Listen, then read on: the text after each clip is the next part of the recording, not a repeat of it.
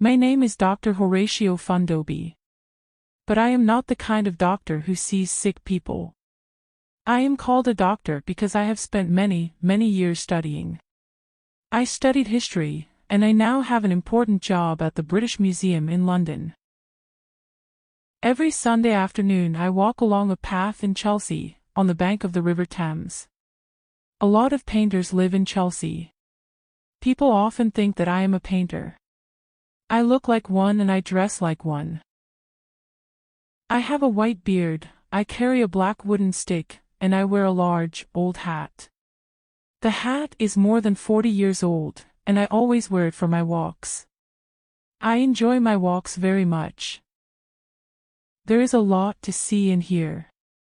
Boats pass on the river. Birds cry noisily above it. Along this bank of the river there are some old houseboats. People buy these houseboats because they like living on the water. They enjoy watching the passing boats and listening to the sounds of a busy river. They paint the boats in bright colors. One Sunday afternoon I was standing by the houseboats, looking across the river.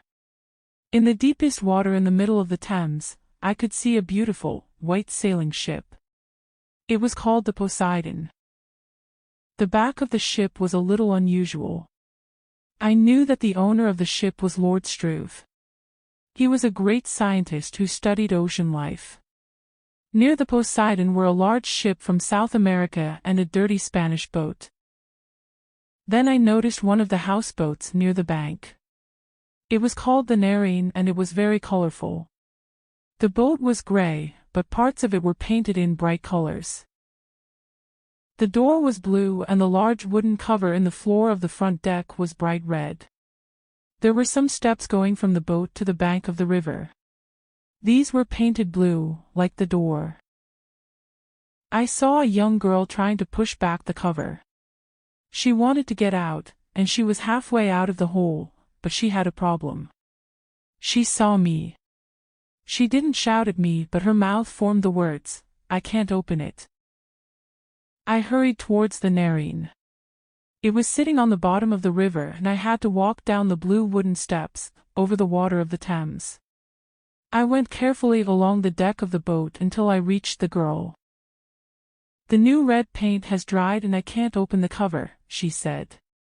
"Wait a minute," I said. I used my stick to open it.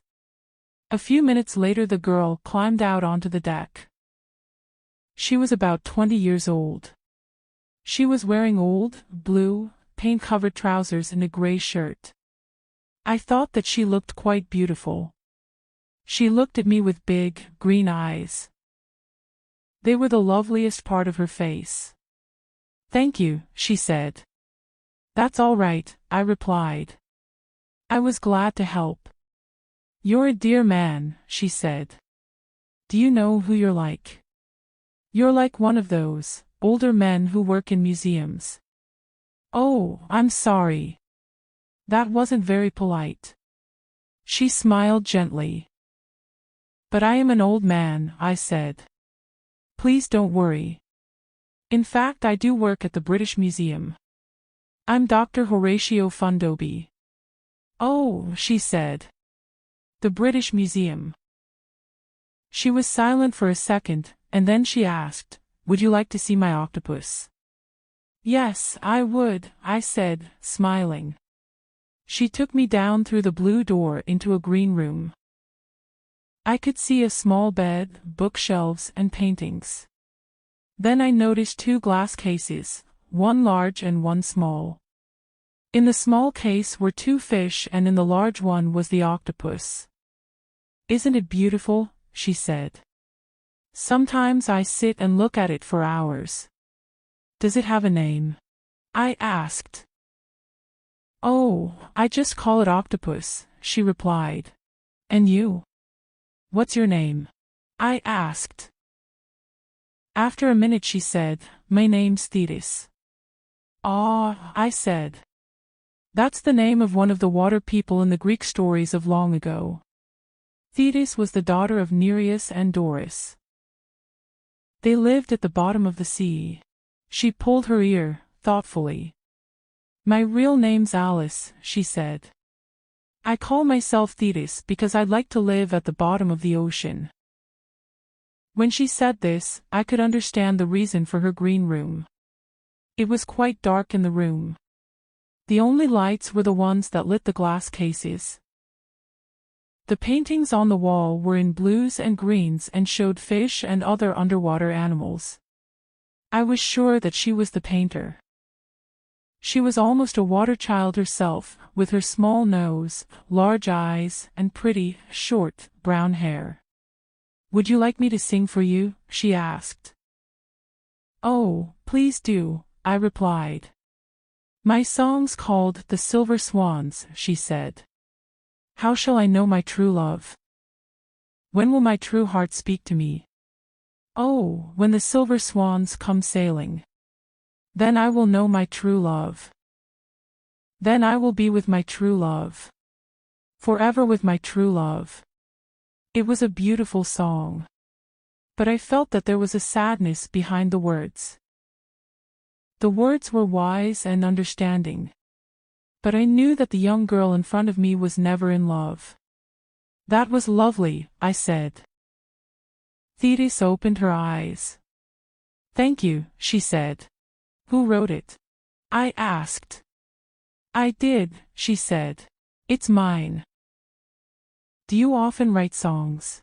I asked, surprised. Only when they come into my head, she replied. Suddenly she moved towards me. How will I know my true love? She asked, seriously. How will I know when I'm really in love? How old are you, Thetis? I asked. I'm 21, she answered. Have you been in love? I said. No, she replied. I don't think that I've ever been in love. She stopped for a minute and then she continued, how will I know? Who will tell me when I am? You're so old and wise. Can't you help me? She looked pale and unhappy. I thought carefully before I answered her questions. At last I replied, when he's ill and ugly and you can still love him. Then you can be sure. When he is ill and ugly, she said to herself, quietly. She sat there thinking. Then suddenly she remembered that I was there. Oh, I'm sorry, I'm being rude, she said. Would you like some tea, Dr. Fundoby? I'd love some. Thank you, I replied. She disappeared for 2 or 3 minutes. I looked round the room again. At last she returned, carrying the tea things. She poured out the tea. As she lifted her cup to her mouth, she said again, when he is ill and ugly. Oh, thank you, Dr. Fundoby. She smiled at me. We talked for about half an hour. She told me about her mother and father. They also lived in London. But she wanted to live alone on this houseboat.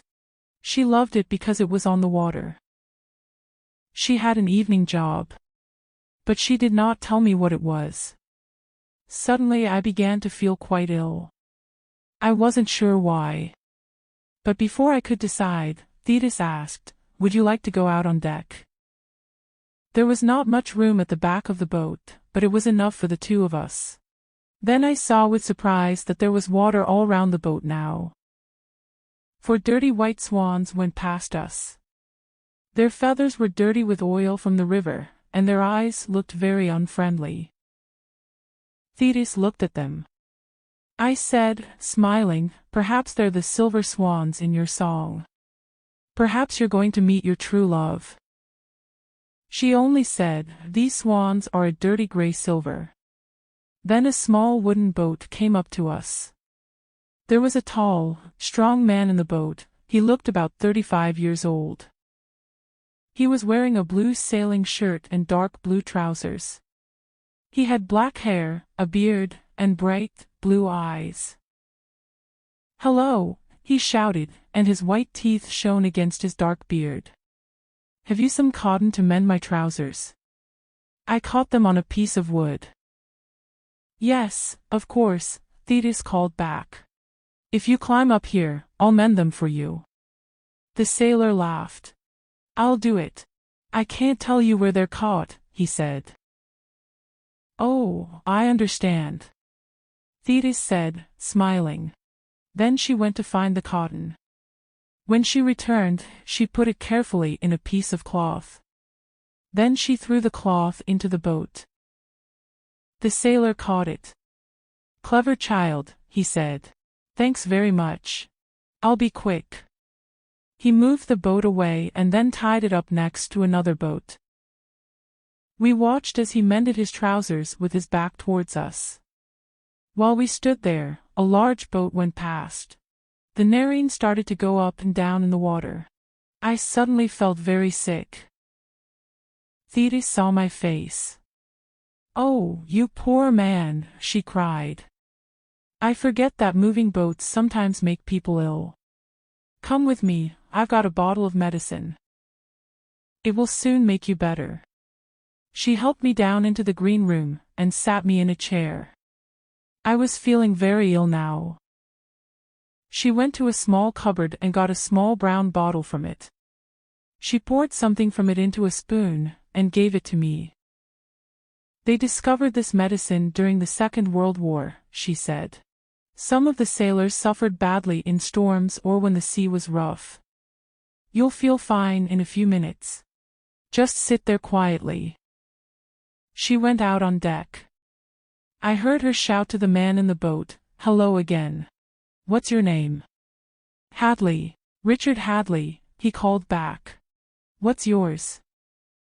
I've heard that name before, I thought. But I can't remember where. Thetis, she replied. There was silence for a minute, then he said, "Oh, that's the name of the daughter of Nereus and Doris in the old Greek stories. They lived at the bottom of the sea." He was silent again. Then I heard him call, "Where's your father?" "He isn't my father," Thetis said. "He's an old man who's visiting me. He's feeling sick, so I've given him some medicine." I heard the laugh in the sailor's voice as he shouted, "What? Sick? On that old houseboat? It's like dry land on there." Another boat passed and the Narin suddenly moved up and down again.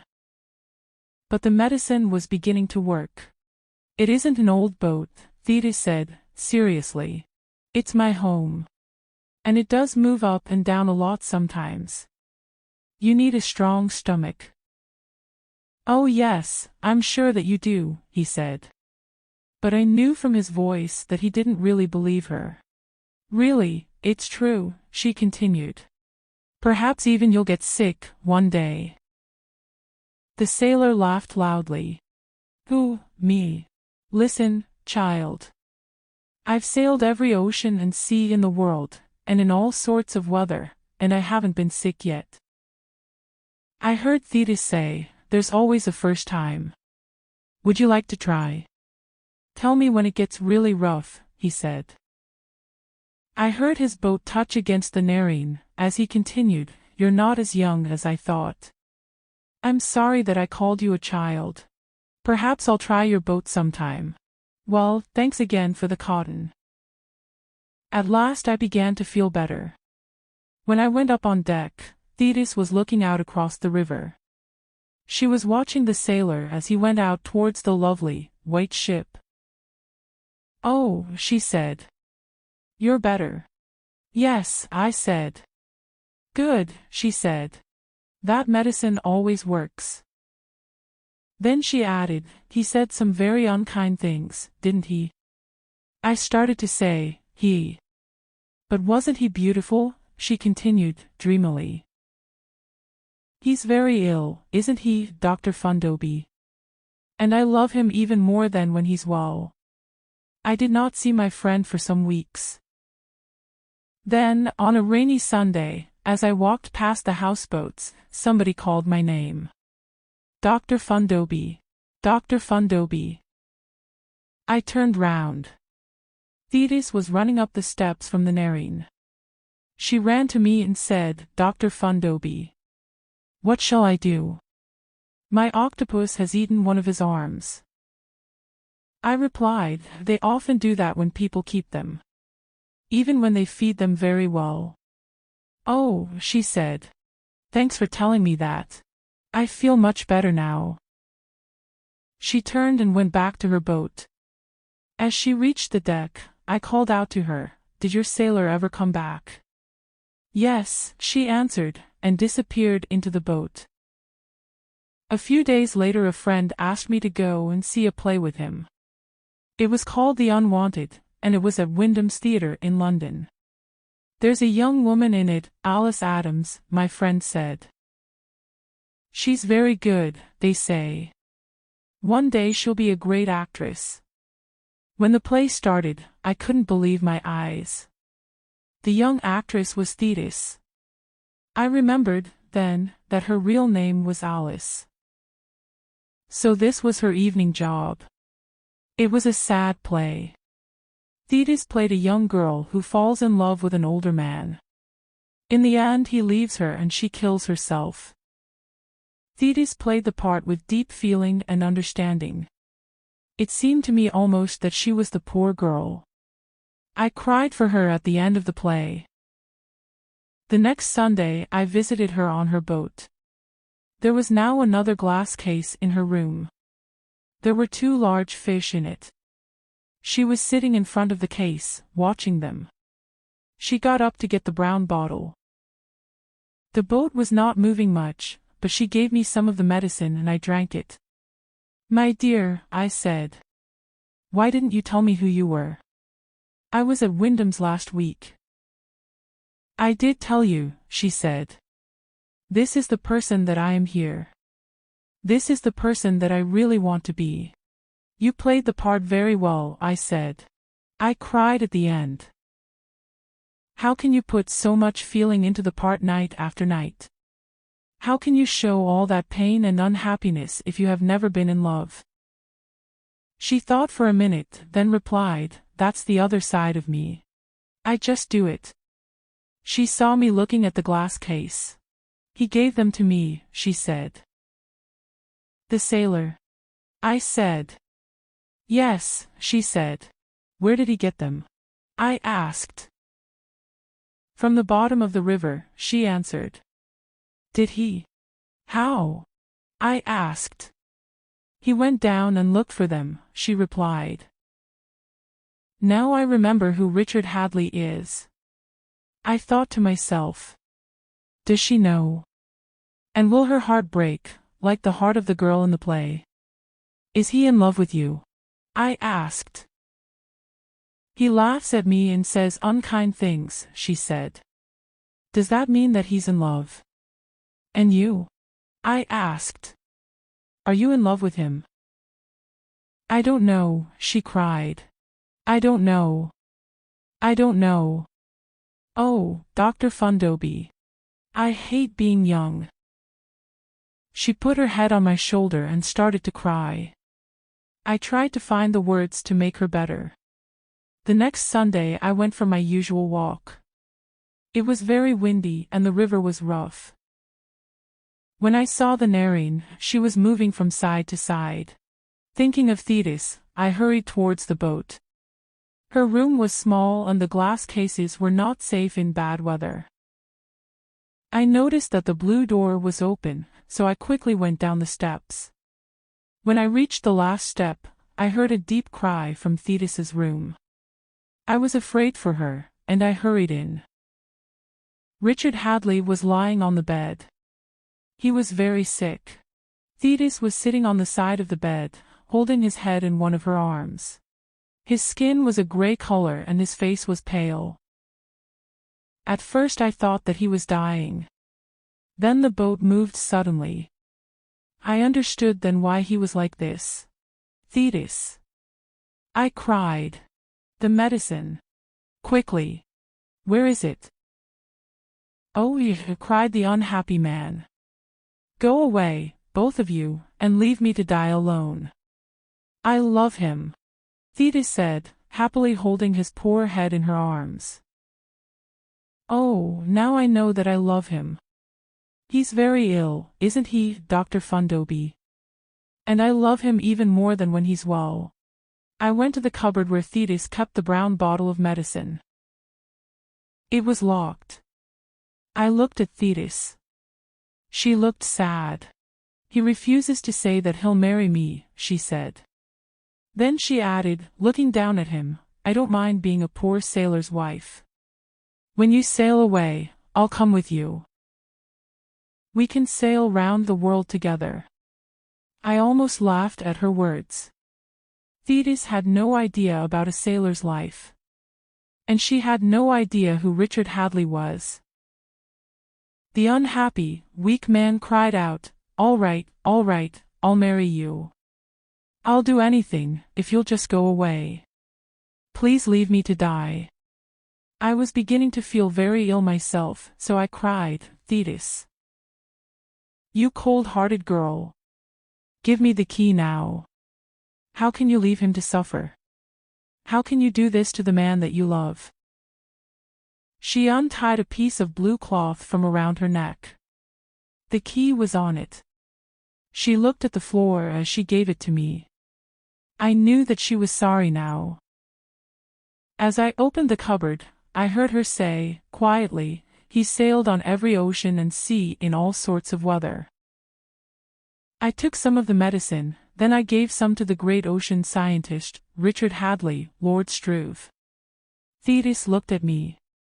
Will you come to our wedding, Dr. Fundoby? She asked. I was still feeling sick, and I was not happy with her. So I replied, if he marries you after this suffering, he's crazy. Lord Struve probably suddenly felt better, because he sat up. He said, I'm glad that you said that, Dr. Fundoby. Promises don't mean anything when they are made in ill health. But you wanted to come on to the Narin in this weather, she said, sadly. The color was returning to his face. I came for a good reason. I love you, and I wanted to tell you that, he said. So why didn't you tell me? Thetis asked, simply. For a minute he did not know what to say. Then he said, suddenly, because I felt ill. Now listen, Thetis. If you're going to marry me, you must know two things. You must know who I am. You must know what I do. They don't matter, Thetis replied. I love you. I was feeling better, so I said, and you're acting. Lord Struve looked at me in surprise. Who's acting? He asked. I'm anything in the world. I would like to walk with you on the bottom of the ocean near the Galapagos, because... She stopped for a minute, thinking. Because I'm sure that I love you. Dr. Fundoby showed me that. For another minute Lord Struve held her two arms, while he looked up with a very happy look on his face. He seemed unable to believe what he was hearing. And so the song of the Silver Swans came true. Thetis, the water child, married her lord of the sea, Richard Hadley. I still walk along by the River Thames, but I don't enjoy the walk as much as before. Lord Struve, his wife and her octopus have gone away to a beautiful island in the Pacific Ocean. There they work together with the wonderful undersea plants and animals around them. A family have bought the Narin and they have painted her a dark brown color. They have changed the name to the Nelson, after one of the greatest British sailors, Sir Horatio Nelson. I pass her every Sunday and a washing line goes from the back of the boat to the front. It is filled with washing, the clothes of small children. And I think, as I go past, do they have strong stomachs like Thetis? Or did she give them the name of that wonderful medicine in the brown bottle?